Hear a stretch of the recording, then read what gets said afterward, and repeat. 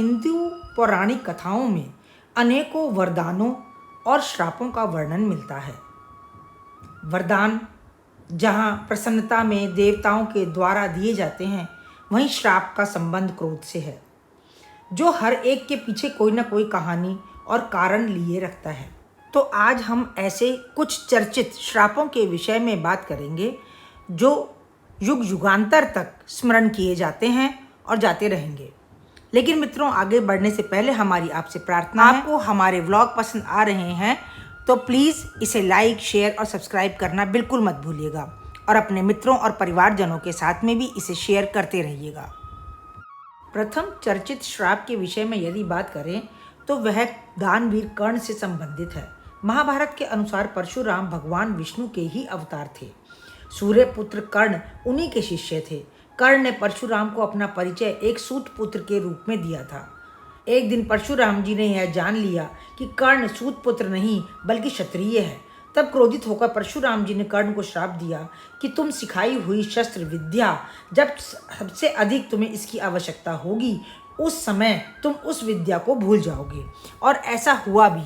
महाभारत युद्ध के समय कर्ण को जब सबसे अधिक आवश्यकता थी, वह भूल गया और मृत्यु को प्राप्त हुआ। दूसरा चर्चित श्राप श्री कृष्ण के द्वारा अश्वत्थामा को दिया गया है।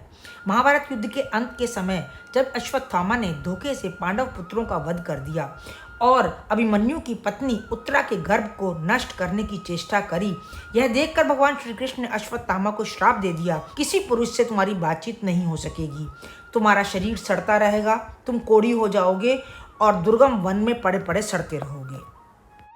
अगला चर्चित श्राप गांधारी के द्वारा भगवान श्री कृष्ण को मिला।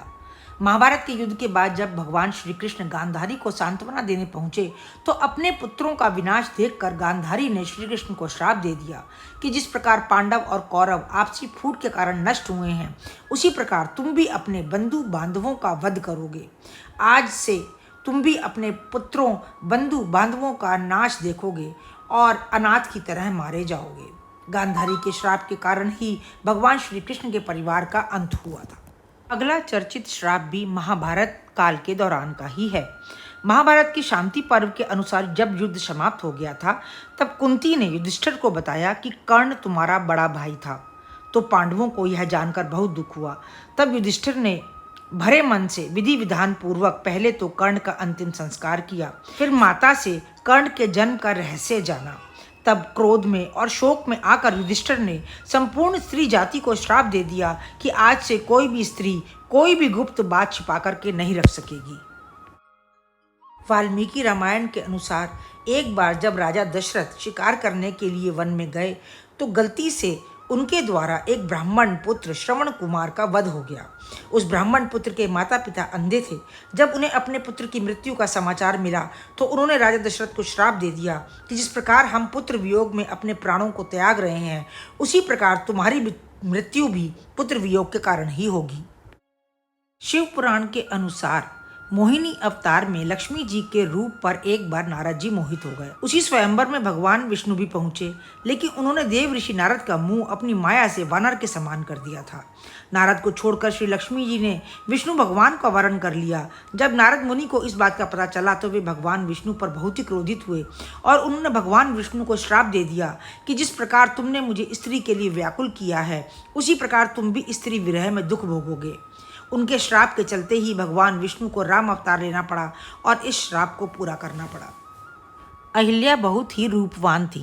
राजा इंद्र उनसे विवाह करना चाहते थे, लेकिन उनका विवाह गौतम ऋषि से हो गया, जिसके कारण राजा इंद्र बहुत ही क्रोधित हो गए। और एक बार जब गौतम ऋषि अपनी कुटिया से बाहर गए हुए थे, तभी उस समय देवराज इंद्र गौतम ऋषि का भेष बदलकर अहिल्या के समीप गए। उस समय गौतम ऋषि वहां पर आ गए और उन्होंने बिना कुछ जाने क्रोधित होकर अहिल्या को पत्थर की शिला बन जाने का श्राप दे दिया।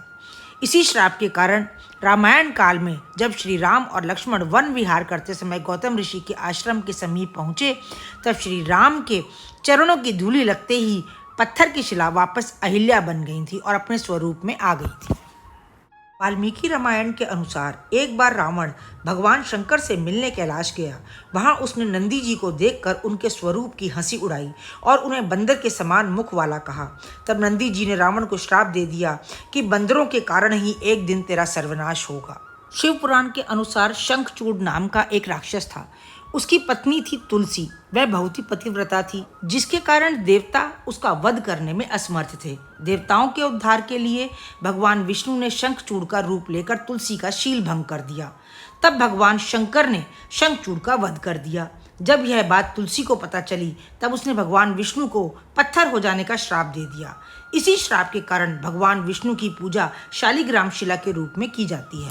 तो मित्रों, ये थे कुछ चर्चित श्रापों के उदाहरण। ऐसा नहीं है मित्रों कि केवल मनुष्य को ही श्राप को भोगना पड़ता है। बहुत बार जिसने सृष्टि की रचना करी है, जिसने स्वयं अपने हाथों से प्रकृति का तिनका जोड़ा है, उसे भी श्राप का दंड भुगतना पड़ता है। तो मित्रों, आज के व्लॉग में बस इतना ही। हमारे साथ बने रहिए और अपने परिवार के जनों के साथ और मित्रों के साथ में इन पौराणिक कथाओं को शेयर करते रहिए। मिलते हैं अगले व्लॉग में, तब तक के लिए राम राम।